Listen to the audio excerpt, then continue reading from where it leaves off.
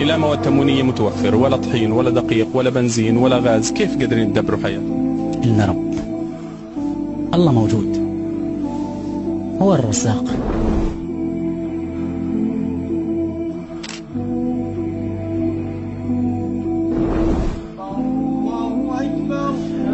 أشهد أن لا إله إلا الله.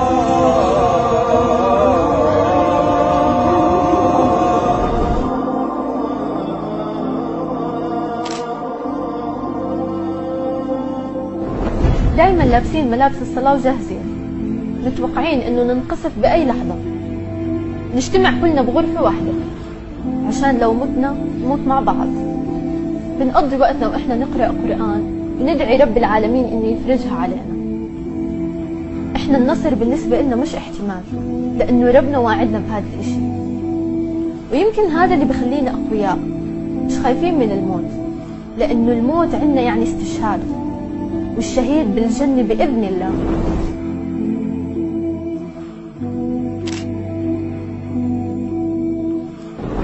أنا بفتخر إنه أهلي شهداء، حسبي الله ونعم الوكيل.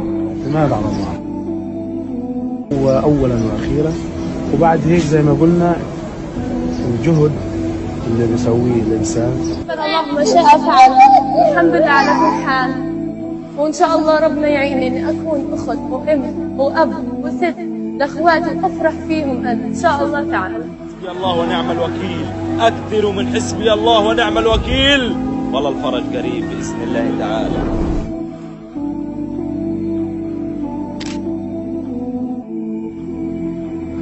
اليوم نصلي في مسجد المصطفى رغم أنف الكافرين.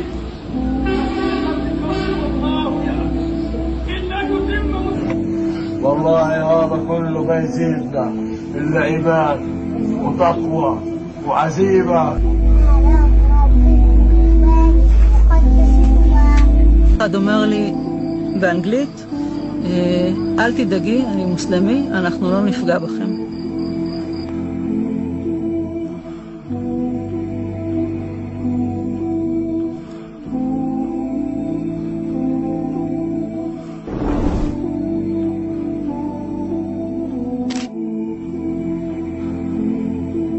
نصيبنا من الدنيا الحمد لله، المهم انتوا والعيلة بخير. والله فضل وألف نعمة. الحمد لله الحمد لله قول بعلي صوتك الحمد لله. الحمد لله يا جماعة إنه الله سقانا من ماء المطر. الحمد لله طلعنا بعجوبة، طلعنا بعجوبة والله، طلعنا يا خالد والله بعجوبة. الحمد لله رب العالمين. الحمد لله. قولي يا الله الحمد لله يا قولي لا حول ولا قوة إلا بالله. الله أكبر كبيرا والحمد لله كثيرا. يا رب لك الحمد كما ينبغي لجلال وجهك وعظيم سلطانك يا رب.